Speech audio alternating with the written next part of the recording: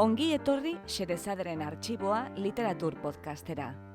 Podcasta hau egiten dugu Saioa Gabikagoge askoak, Jasone Larrinagak eta Ana Moralesek Bilbo Hiria Irratiko estudioan. Guk bezala, zuk ere uste baduzu munduan gauza gutxi direla hain atseginak nola ipuin on bat patxada zentzutea, gera zaitez gurekin, eta prestatu munduko kontakizunik bikainenez, euskaraz gozatzeko.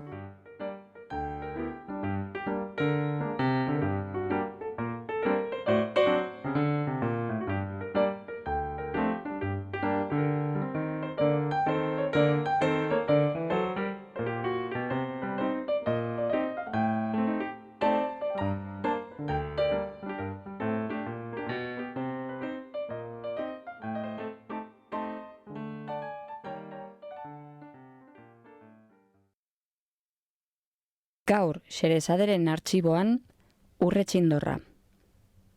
Egilea, Hans Christian Andersen. Euskarazko itzulpena, Martxel Eguen taldea. Hans Christian Andersen, 1805 jaio zen Danimarkan, Fionia uharteko Odense herrian, eta 1875 hil zen Kopenhagen 70 urte zituela. Hans Christian Andersen oso idazle ugaria izan zen. Horren lekuko dira hark idatzitako 20 antzerki lan, 6 eleberri, 3 poesia bilduma, 7 bidaia liburu, 3 autobiografia eta haren egunkariko 4520 orrialdeak. Baina zalantzarik gabe, Andersen bere ipuinengatik da ezaguna mundu osoan. 19. mendeko aurripuin klasiko ez hitz egiterakoan, bi deitura datozkigu burura ezinbestean. Grimm eta Andersen. Grimm anaiak garai-garaiko gizonak ziren, erromantizismoaren zale, folklore germaniarreko mitoei eusten saiatu ziren bi erudito. Biltze lan bikaina egin zuten herriaren ahotan zebiltzan ipuinak jasoz. Andersenen kasua oso bestelakoa da, ura ez baitzen herri ipuinetako espiritua jasotzera mugatu. Edozein iturritatik edan zuen Andersenek, baita alemaniar erromantikoenetik ere. Baina askatasunaren izenean urrunago joan zen, haratago, muga guztiez gaindi. Dena zen zilegiarentzat, dena erabilgarri. Idazten zuenean erabat librea zen, autorea libre izan daitekeen enean, bere buruaren jabe bakar. Eta halaxe idatzi zituen 156 ipuin, era guztietakoak idatzi zituen, eta emaitzak ere halakoxeak izan zituen. Herri tradizioan hartuko zuen oinarri, edo maitagarrien lilurazko munduan. Alegia edo parabola tankera emango zien ipuinei, edo prosaz jantziriko poemena. Bere bizitzan abiapuntu hartuko zuen batzuetan, egunerokotasuna islatzen zuten pasadizuetan besteetan, edote irudimenaren mundu mugagabean must egingo zuen bestela. Gizartearen hipokrisiaren aurrean satira bilatuko zuen, ironia, txantxa, kitzikadura. Edo sarri askotan egin zuen legez, erlijioa aitzakia harturik, irakaspen etikoa izango zuen helburu. Ongia eta gaizkia, patua, soriona. Irakaspen estetikoaren atzetik joango zen beste batean, eta naturaren goratzarrea egingo, edo musikarena. Ipuin luze-luzeak sortuko zituen batean, labur-laburrak urrengoan. Horra haren obraren aberastasun itzela.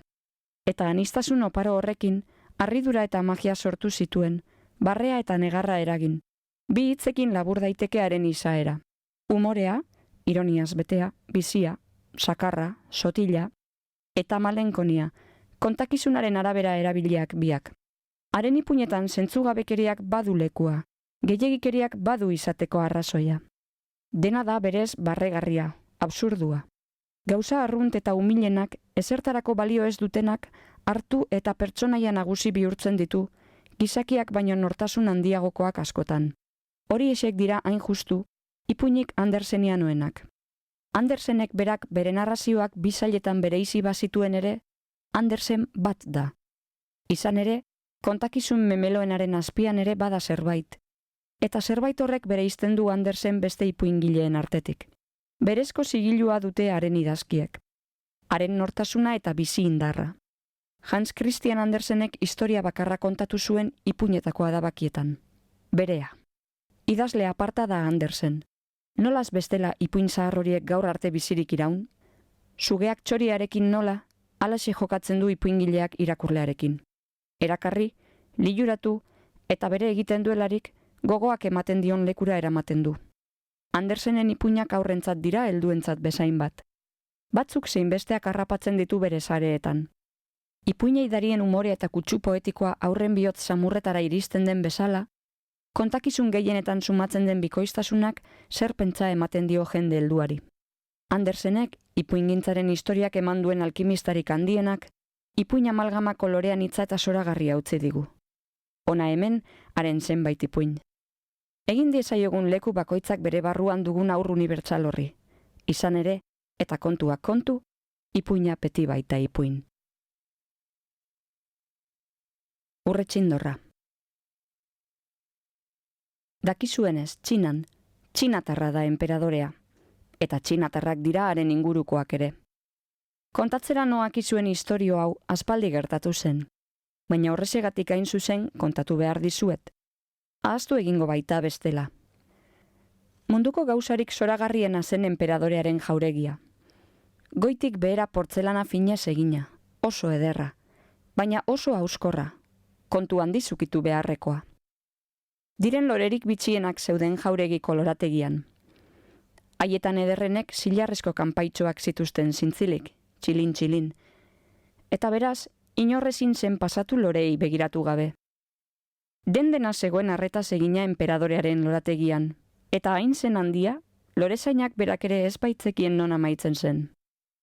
Urrutira abiatzen zenak, baso liluragarri bat aurkitzen zuen amaieran, zuhaitz lerdenez eta intzira sakonez betea. Itxasoraino iristen zen basoa. Itxaso urdin sakona zen, itxasontzi handiak ere zuhaizpeetaraino heltzeko bezain sakona. Han, zuhaitz artean, urretxindor bat bizi zen, zoragarri kantatzen zuena. Arrantzale gisa joa ere, nahikoa lan bazuen arren, dena utzi eta adi-adi egoten zitzaion gauean sareak biltzera irteten zenean.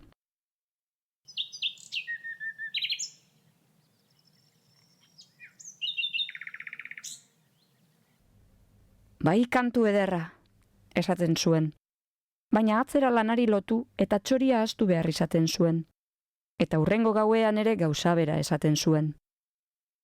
Bai kantu ederra. Munduko bazter guztietatik joaten ziren bidaiariak enperadorearen hirira. Den-dena iruditzen zitzaien miresgarri, jauregia eta lorategia bereziki, baina urretxindorra entzun orduko, honela esaten zuten guztiek. Baina, una hemen gauzarik zoragarriena. Bidaiariek, zein bere herrira itzultzean, han ikusitakoak kontatzen zituzten, eta jakintsuek liburu asko idatzi zituzten hiriaz, jauregiaz eta lorategiaz, baina inortxori ere ez zitzaion urretxindorra ahazten.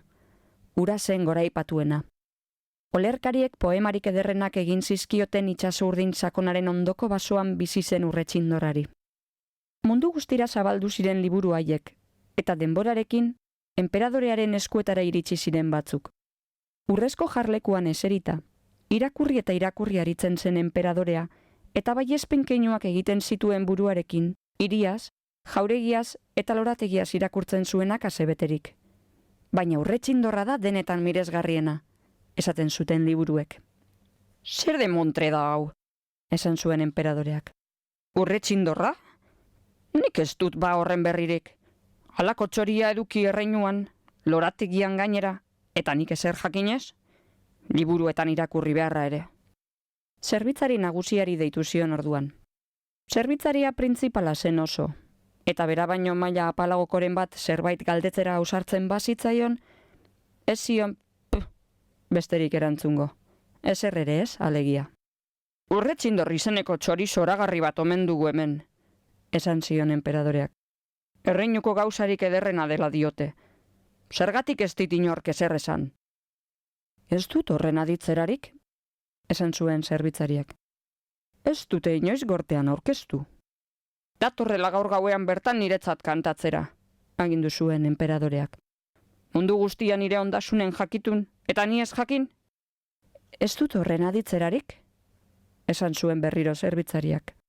Baina bilatuko dut, eta aurkituko dut. Non bilatu ordea? Eskaileretan gora eta bera, gela eta korridoretan atzera eta aurrera ibili zen zerbitzaria. Parean egokitu zitzaion inork ere ez zuen Urretxindorraren aditzerarik. Hala, enperadorearen gana igo zen berriro zerbitzaria, eta esan zion mitoa izango zela kontu hori, liburuak idatzi zituztenen asmakizunen bat edo. Bero horrek ez luke liburuek dioten guztia sinetsi behar. Askotan, asmakizun hutsak izaten dira, edo sorginkeriak bestela. Baina, Japoniako enperadore altzuak bidalia dut liburu hori, eta ez du noski gezurrik esango. Urretxindor hori entzun nahi dut eta gaur bertan gainera. Nire babes doatsua izango du, eta ekartzen ez badidazue, jipoia berotuko dizu eta falostean. Txinpe, esan zuen zerbitzariak, eta han hasi zen berriro eskaileretan gora eta bera, gela eta korridoretan atzera eta aurrera. Gorte erdia joan zitzaion atzetik, inork ez baitzuen jipoia berotzerik nahi. Galde eta galde ibili ziren non ote zen Urretxindorra. Kanpoan ezaguna, baina gortean ez ezaguna zuten hori. Sukaldean neskame errukarri bat aurkitu zuten azkenik. Ne, Urretxindorra? Esan zuen neskameak. Ezagutuko ez dut pa. Ark bai kantatu. Gauero mailan bildutako apurrak nire amagaixuari eramateko baimena dut. Itxasertzean bizi da bera. Itzulerakoan, nekatzen aizenean, basoan atxeden pixka bat hartzen dut. Eta orduan entzuten dut Urretxindorra. Malkoak ateratzen dizkitaren kantuak. Ama musu ematen ari zaidala iruditzen zait. Neskametxo, esan zion zerbitzari nagusiak. Sukaldari jarriko zaitut eta enperadorearen oturuntza ikusteko baimena ere agintzen dizut Urretxindorraren gana eramaten bagaituzu. Gaur gauean, gortean agertzeko mandatua du eta. Hala, Urretxindorra aritzen zen basora abiatu ziren denak. Gorte erdia han zen.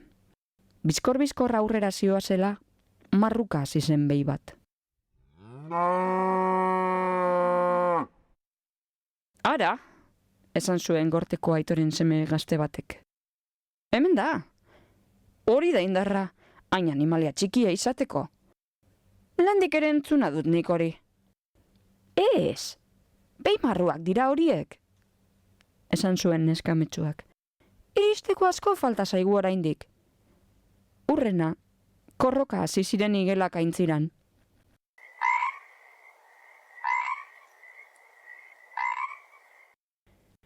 Xarmangarria, esan zuen kapila utxinatarrak. Elizako kanpai dilinda bezalako zea da. Ez, igel korrokak dira horiek, esan zuen sukaldeko neskameak. Baina aurki entzungo dugu nik uste. Hartan, Urretxindorra hasi zen kantari.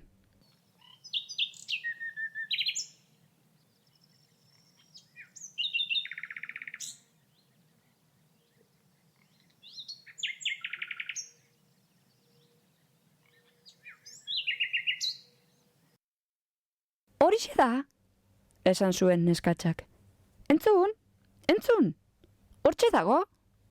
Eta adar artean zegoen txoritxo gris bat erakutsi zien. Baiote, esan zuen zerbitzari nagusiak. Ez nuen uste horrelakoa izango zenik.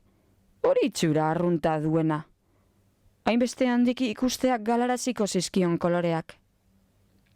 Urretxindor txiki hori, deitu zion neskameak.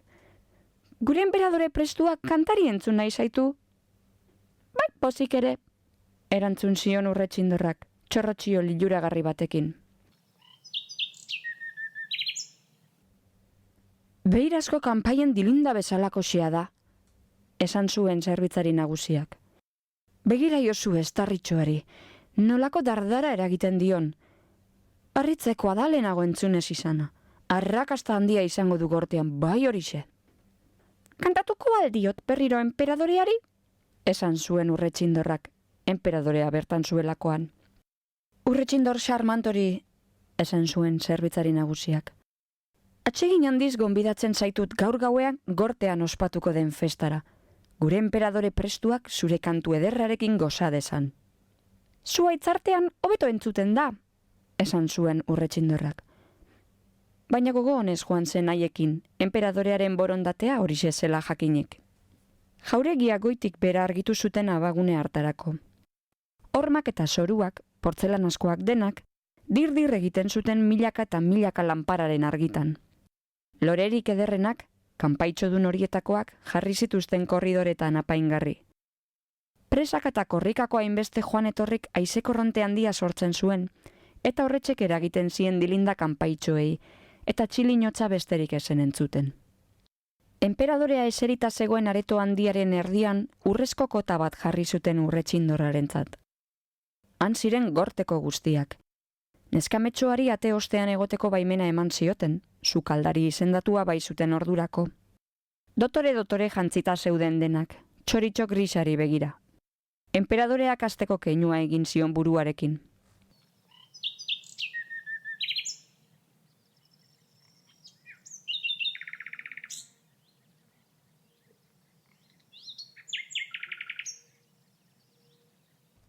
Zoragarri kantatu zuen urretxindorrak, eta malkoak erori zitzaizkion masailetan bera enperadoreari.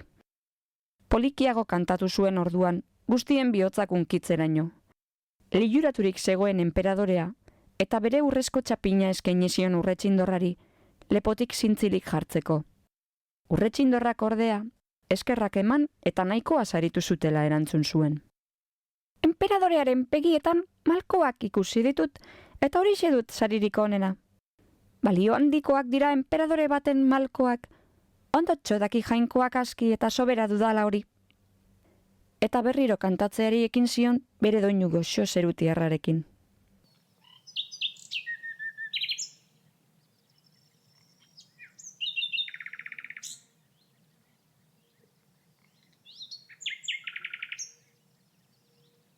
Inoiz ikusi dudan gauzarik xarmantena da, esan zuten dama guztiek. Eta estarria urez bete, eta gur egiten zuten norbaitek hitz egiten zienean, urretxindorrarena egin nahirik. Neskame morroiek ere beren eskerrona erakutsi zuten. Eta gauza handia zen hori, ez baitziren inorre derresten ibiltzen diren horietakoak. Bai, urretxindorrak arrakasta handia izan zuen. Gortean jarri behar izan zuen bizitzen, bere kaiolatxoan. 2 aldiz ateratzen zen paseatzera egunez, eta beste behin gauez. 12 morroik eramaten zuten beti, hankari loturiko sedazko lokarri banatatik helduta. Urretxindorrari ez zioten atsegin handirik ematen alako irteerek. Hiri guztira zabaldu zen txoriaren berri. Kalean 2 lagunek topo egiten zutenean, batek urre, esan orduko, txindor, erantzuten zion besteak, eta asperen egin eta primeran ulertzen zioten elkarri.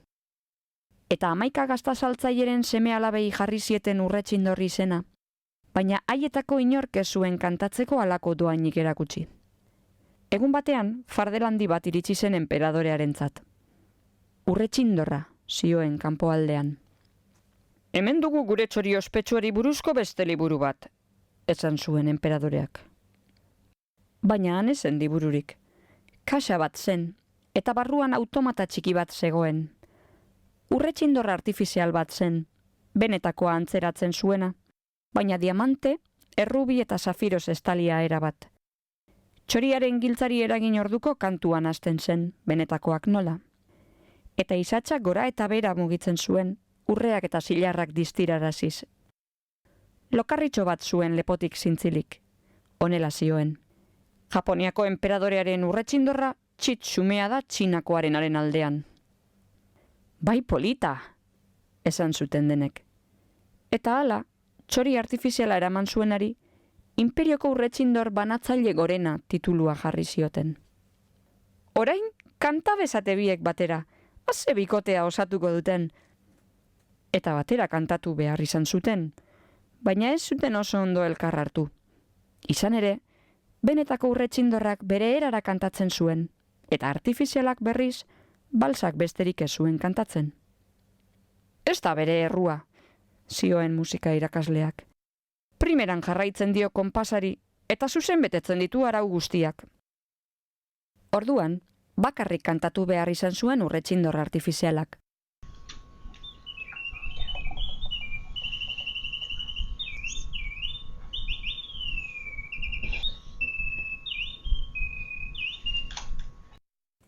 Benetako akadinako arrakasta lortu zuen bere emanaldian, eta ura baino askoz ikusgarriagoa zen, dirdir egiten zuen, eskumuturreko edo paparrorratz batek bezala. 33 aldiz kantatu zuen doinu bera, eta ez zuen neke arrastorik bat ere erakutsi. Berriro entzun nahi zioten denek, baina enperadoreak esan zuen Urretxindor biziari ere aukera eman behar zitzaiola. Non zebilen baina. Inorrezen konturatu leiotik atera eta bere baso berdera ies egin ziela. Zer da hau gero, esan zuen enperadoreak. Gorte jendea haserretu egin zen, eta esker gaiztoko animaliatzat hartu zuten Urretxindorra. Orain badugu ura baino hoberik, esan zuten, eta Urretxindor artifiziala kantari jarri zuten berriro. Doinu bera entzuten zuten 34. Baina hala ere, ezin izan zuten ikasi, oso zaila baitzen. Musika irakasleak gorespen handiak egin zizkion txoriari, eta benetako Urretxindorra baino asko hobea zela zioen. Bai kanpotik, bere diamante eta guzti, eta bai barrutik ere. Zeren, pentsa ezazue, eta batez ere, pentsa bezaber horrek maiestate, benetako Urretxindorrak zer kantatuko duen inork ez dakiela. Honekin berriz, dena dago aurrez prestatuta. Hala izan behar du eta hala da, ez dago ustekaberik. Edo nork ikus dezake nolakoa den. Ireki eta ikus daitezke zein egoki dauden jarrita zilindroak eta nola higierazten duen batak bestea. Hala ze iruditzen zait niri ere, esan zuten denek.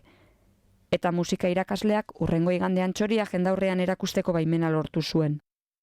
Haren kantua ere entzun zezaketela esan zuen enperadoreak.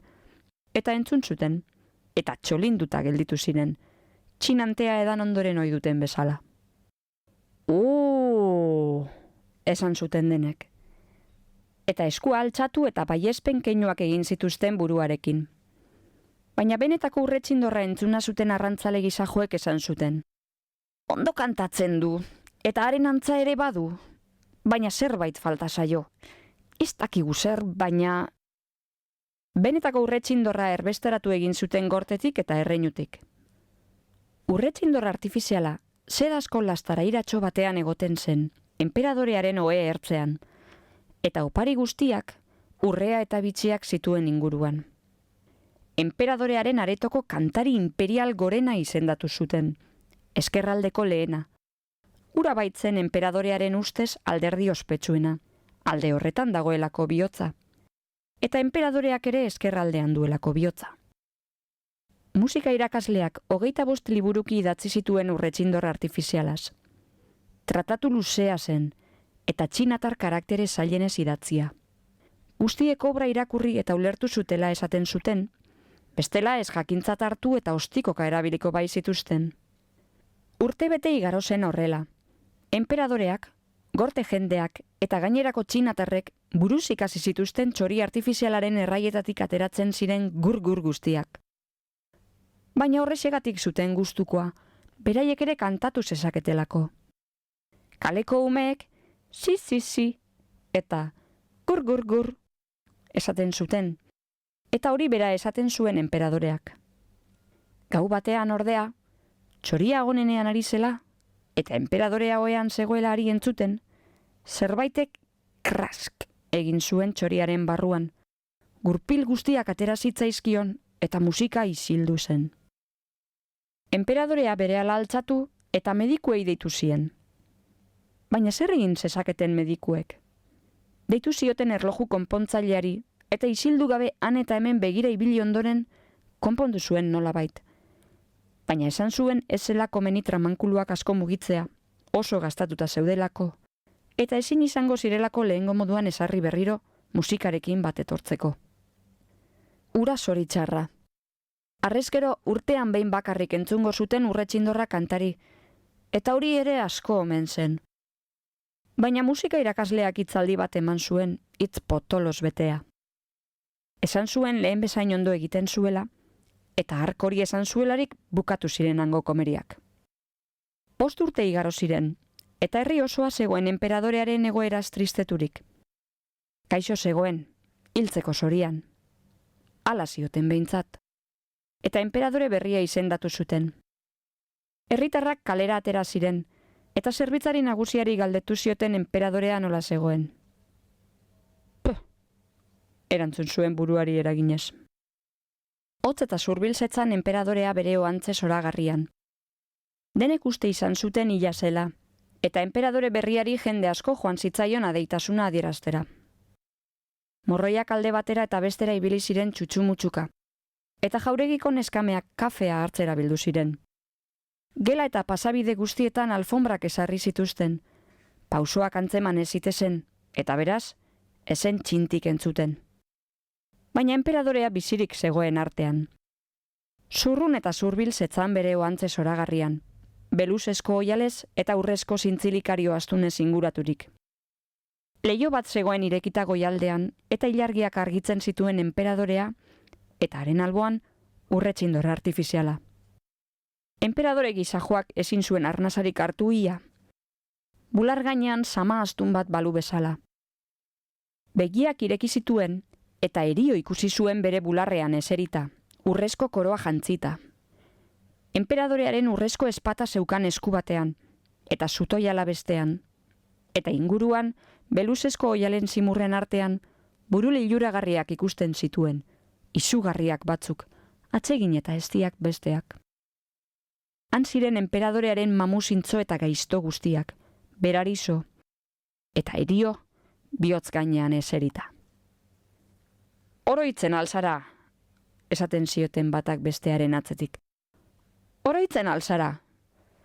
Eta hainbeste gauza esaten zioten, ezen aurpegia izerdiz betetzen zitzaion.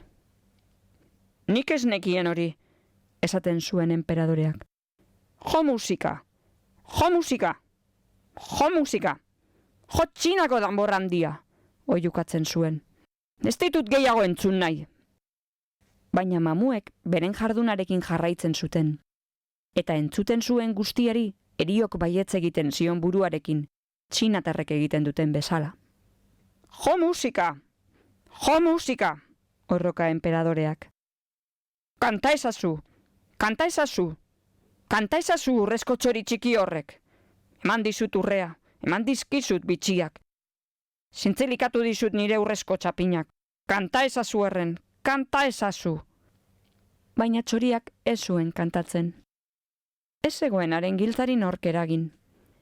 Eta han jarraitzen zuen eriok, enperadoreari zo bere betzulo hutsekin. Ezen txintik entzuten, isiltasun beldurgarri bat zen nagusi.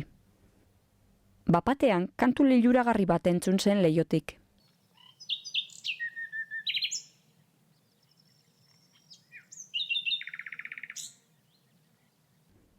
Benetako urretxindorra zen, adarrartean kantari. Enperadorearen egoeraren berri izan zuen, eta hari posaldi bat eta itxaropena ekartzera etorria zen. Eta hark kantatu ala desagertu egin ziren buruaiek. Eta odola indarrandia gozasi zen enperadorearen zain hauletan igitzen. Eta eriok ere, entzun zuenean urretxindorra kantari, esan zion. Jarrai, urretxindor txiki, jarrai! Urrezko espata ematen badidazu, enperadorearen koroa ematen badidazu. Eta eriok itzuli zizkion bitxi guztiak, kantu baten truke. Eta urretxindorrak kantatu zuen hilerriaz. Nola arrosak loratzen direnan, nola intxusaren usaina aditzen denan, eta nola belarra bizien malkoek eskotzen dutenan. Kantu hori entzunda, bere lorategiko minak hartu zuen erio. Eta hala atera zen leihotik, laino lauso eta hotz bat bailitzan. Eskerrik asko, esan zuen enperadoreak. Txori miragarri hori, ondotxo dakitzun hor zaren. Neure erreinutik erbesteratu zintudan, eta haran onzuk, zure doinuarekin, eraman dituzu nire ohantzetik bekatu gaiztuak, eta eraman duzu nire bihotzetik erio. Nola eskertuko dizut? Dagoeneko eskertu didazu, erantzun zion urretxindorrak. Malkoak ateran izkizun lehen aldiz zure aurrean kantatu nuenean, ez ait sekula ahaztuko. Bitxi horiek baitira kantariaren bihotzaren boskario, baina egizulo. Eta senda zaitez, zuretzat kantatuko dut. Eta berriro hasi zen kantari.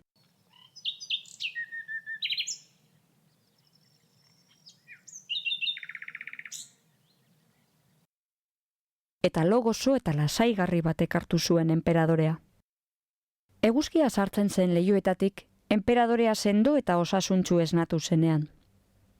Zaintzaile bat bera ere ez zuen alboan, hilda zegoela uste baitzuten guztiek, baina urretxindorra kantari zebilen oraindik.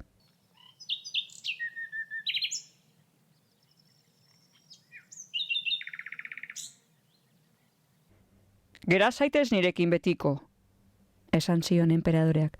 Zuk nahi duzunean kantatuko duzu, eta txiki egingo dut urretxindor artifiziala. Ez da pentsatu ere, esan zuen urretxindorrak. Agal bezain ongi kantatu du, zaindu ezazu orain arte bezala. Nik ezin dut abia jauregian egin, eta bertan bizi, baina utzi dazu nahi dudanean etortzen. Adar batean pausatuko naiz arratsean, leihotik oso hurbil, eta zuretzat kantatuko dut. Zu alaitzeko, eta zure gogoa suspertzeko kantatuko dizut. Zoriontsuez eta zoritxarreko ez kantatuko dizut. Zure inguruko ongiaz eta gaizkiaz kantatuko dizut. Txoritxikia urrutira joaten da, arrantzale gisa joengana, eta nekazariarenera. Zugandik eta zure gortetik urrun diren guztienera. Zure bihotza dut zure koroa baino maiteago, baina koroak badualako itzal sakratu bat. Etorri eta zuretzat kantatuko dut. Baina gauza bat agindu behar didazu. Eskatu nahi duzuna, esan zuen enperadoreak, zutik jarrita. Enperadore galak zituen soinean, berak jantziak, eta urrezko espata gotorra zuen bihotzaren kontra estuturik. Ez gero esan inorik guztia kontatzen dizun txori bat daukazunik. Hobe izango da horrela. Eta urretxindorra egan joan zen. Zaintzaileak beren enperadore zena ikustera itzuli ziren, baina eguron, esanez hartu zituen hark. Entzun duzu urretxindorra. Egilea Hans Christian Andersen. Euskarazko itzulpena Martxel Eguen taldea.